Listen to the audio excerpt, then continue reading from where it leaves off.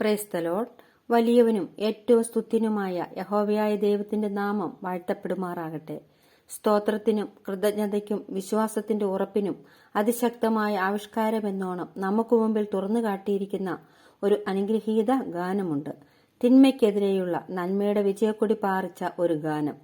പ്രിയപ്പെട്ടവരെ, കനാന്യരെ യുദ്ധത്തിൽ പരാജയപ്പെടുത്തിക്കൊണ്ട് വിജയക്കൊടി പാറിച്ച ദെബോര എന്ന ധീര വനിതയടങ്ങുന്ന ഇസ്രായേൽ മക്കൾ തങ്ങൾക്ക് ജയം നൽകുവാൻ കാരണഭൂതനായ ദൈവത്തിന് ഒരു സ്തോത്രഗാനം ആലപിക്കുന്നു. ദെബോര എന്ന പഠന വിഷയത്തിന്റെ 13ാമത്തെ ക്ലാസ്സിൽ നമുക്ക് ദെബോറയും അബിനോവാവിന്റെ മകനായ ബാരാക്കും പാടിയ ആ സ്തോത്രഗാനത്തിന്റെ പ്രത്യേകതകളെക്കുറിച്ച് ചിന്തിക്കുവാൻ കർത്താവ് കൃപ നൽകുമാറാകട്ടെ. ന്യായാധിപന്മാരുടെ പുസ്തകം 5-ാം അധ്യായത്തിൽ ദെബോരയെയും ഇസ്രായേലിനെയും പറ്റി പ്രതിപാദിക്കുമ്പോൾ മറ്റൊരധ്യായം ഉടനീളം ദൈവത്തിന് സ്തുതി കരയേറ്റുന്നതിനായി മാറ്റിവെച്ചിരിക്കുന്നു. അത്രമേൽ പ്രാധാന്യത്തോടെയാണ് തങ്ങൾക്ക് വലിയവ ചെയ്ത ദൈവത്തെ സ്തുതിക്കേണ്ടതിന്റെ പ്രാധാന്യത്തെ ദെബോര കാണുന്നത്. എന്നെ ശ്രദ്ധിക്കുന്ന പ്രിയരെ, വലിയൊരു പാഠമാണ് ദെബോര നമുക്ക് മുമ്പിൽ തുറന്നു കാട്ടുന്നത്.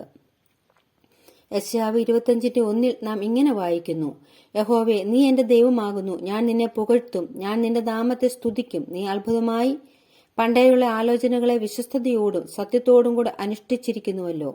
അതെ പ്രിയപ്പെട്ടവരെ, നമ്മുടെ ദൈവം ചെയ്യുന്ന പ്രവൃത്തികൾ അത്ഭുതം ഉളവാക്കുന്നവയാണ്. അത് നഗ്നനേത്രങ്ങളാൽ കാണുന്ന ഒരു ദൈവ പൈതലിന് മിണ്ടാതിരിക്കുവാൻ കഴിയുന്നതല്ല. അതിനാൽ തന്നെ പുതിയൊരു ഗാനം നാവിൽ വരുന്നു. അത് ദൈവജനത്തോട് ചേർന്ന് പാടി ഘോഷിക്കുന്നു. ദെബോര എന്ന പ്രവാചക അല്ലെങ്കിൽ ന്യായപാലക തന്റെ അത്ഭുതവാനായ ദൈവത്തിനു മുമ്പിൽ കഴിച്ച സ്തോത്രഗാനത്തിന്റെ പ്രത്യേകതകൾ എന്തൊക്കെയാണെന്ന് നമുക്കൊന്ന് നോക്കാം.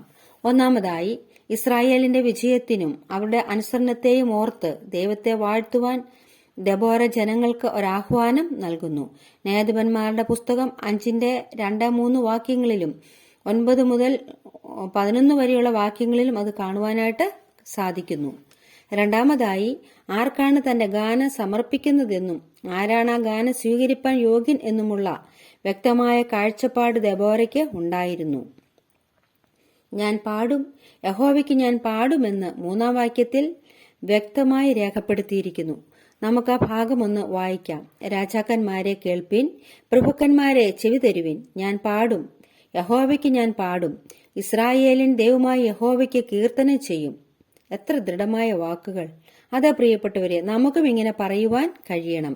ഇസ്രായേൽ പൗരതയോട് യാതൊരു സംബന്ധവുമില്ലാതിരുന്ന നമ്മെ, 10ാം തലമുറയ്ക്ക് പോലും ദൈവത്തിന്റെ സന്നിധിയിൽ ചെല്ലാൻ യോഗ്യതയില്ലാതിരുന്ന നമ്മെ, അന്ധകാരത്തിൽ കിടന്ന നമ്മെ, പാപികളും ദോഷികളുമായിരുന്ന നമ്മെ, നീതിമാനായ വിശുദ്ധനായ പിതാവായ ദൈവം നമ്മെ ഓർത്തപ്പോൾ, നമ്മെ സ്നേഹിച്ചപ്പോൾ, തന്റെ ഓമന കുമാരനായ പുത്രനെ നമുക്ക് വേണ്ടി ഈ ഭൂമിയിലേക്ക് അയച്ച് നമുക്ക് വേണ്ടി യാഗമാക്കാൻ മനസ്സ് കാണിച്ച ആ ദൈവത്തിന് നാമും എന്നും നന്ദിയുള്ളവരായിരിക്കണം. അപ്പോസ്തലനായ പത്രോസിന്റെ ലേഖനം 2-ാം അധ്യായം അതിന്റെ 9-ാം വാക്യം ഇങ്ങനെ വായിക്കുന്നു: നിങ്ങളോ അന്ധകാരത്തിൽ നിന്ന് തന്റെ അത്ഭുത പ്രകാശത്തിലേക്ക് നിങ്ങളെ വിളിച്ചവന്റെ സൽഗുണങ്ങളെ ഘോഷിപ്പാൻ തക്കവണ്ണം തെരഞ്ഞെടുക്കപ്പെട്ട ഒരു ജാതിയും രാജകീയ പുരോഹിത വർഗവും വിശുദ്ധ വംശവും സ്വന്തം ജനവും ആകുന്നു. അതെ പ്രിയപ്പെട്ടവരെ, നമ്മെ തെരഞ്ഞെടുക്കുക മാത്രമല്ല, നമുക്ക് ചില പദവികളും കൂടെ നൽകിയിരിക്കുകയാണ്. ആ ദൈവത്തെ നമുക്കും പാടി മഹത്വപ്പെടുത്താം. മൂന്നാമതായി, ആരൊക്കെ പാടണമെന്ന് ദെബോര ഓർമ്മപ്പെടുത്തുന്നു. രാജാക്കന്മാരും പ്രഭുക്കന്മാരും രാജാതി രാജാവായ കർത്താതി കർത്താവായ യഹോവയെ വാഴ്ത്തണമെന്ന് ദെബോര ഓർമ്മപ്പെടുത്തുന്നു. ജനത്തിലെ സ്വമേധാ സേവകന്മാരായവരോടും ദെബോര അപ്രകാരം പറയുന്നു. യഹോവയ്ക്ക് വേണ്ടിയുള്ള സ്വമേധാ പ്രയത്നങ്ങൾ ഒന്നും വ്യർത്ഥമാകുന്നില്ല എന്ന ആഹ്വാനമാണത്. വാക്യം 10 വെള്ള കഴുതപ്പുറത്ത് കയറി വരുന്നവരെയും പരവതാനികളിൽ ഇരിക്കുന്നവരെയും കാൽനടയായി പോകുന്നവരെയും ദെബോര വിളിക്കുന്നു. ഇസ്രായേൽ എന്ന ഒരു കൂട്ടം ജനത പീഡനത്തിലൂടെയും കഷ്ടപ്പാടിന്റെ ഞെരുക്കത്തിലൂടെയും കടന്നുപോയപ്പോൾ ജീവിതം ആസ്വദിച്ച മറ്റൊരു കൂട്ടം ജനത വേറെ ഉണ്ടായിരുന്നു. ഒരിക്കലും രക്ഷപ്പെടില്ല എന്ന് വിചാരിച്ചും കൊണ്ട് അവരുടെ അവസാനം ആഗ്രഹിച്ച ഈ കൂട്ടർക്ക് മുന്നിലും ജീവിതത്തിൽ പീഡനങ്ങൾ അനുഭവിച്ചുകൊണ്ട് ഇപ്പോഴും ദുരിതം അനുഭവിക്കുന്നവർക്ക് മുമ്പിലേക്കും തന്റെ ഗാനം എത്തിച്ചേരണമെന്ന് ദെബോര ആഗ്രഹിക്കുന്നു.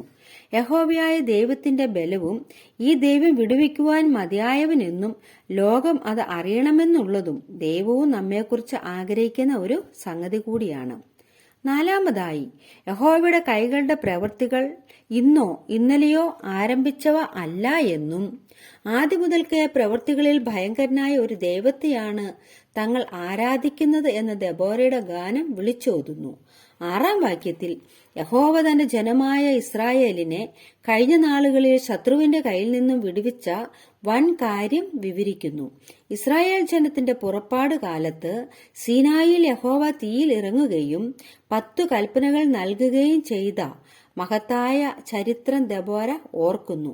സങ്കീർത്തനങ്ങൾ 68:8 ഈ സീനായി ഇസ്രായേലിന്റെ ദൈവമായ ദൈവത്തിന്റെ മുമ്പിൽ കുലുങ്ങിപ്പോയി എന്ന് നാം വായിക്കുന്നു. 5-മതായി, ഇന്ന് സന്തോഷവും വിജയാഹ്ലാദവും മുഴക്കുന്ന ജനതയുടെ മറ്റൊരു കാലം എപ്രകാരം ആയിരുന്നുവെന്ന് ഓർക്കുന്നതിൽ ദെബോറയ്ക്ക് വീഴ്ച സംഭവിക്കുന്നില്ല. പൂർവകാല സ്ഥിതിയെക്കുറിച്ചുള്ള ഇരുണ്ട കാലഘട്ടത്തെക്കുറിച്ച് ഒരു ഭൂതകാല സ്മരണ തന്റെ ഗാനത്തിൽ സ്ഥാനം പിടിക്കുന്നു. ശങ്കർ എന്ന ന്യായാധിപന്റെയും ഇസ്രായേലിന്റെയും കാലത്ത് ഇസ്രായേലിൽ യാതൊരു സമാധാനവും ഉണ്ടായിരുന്നില്ല.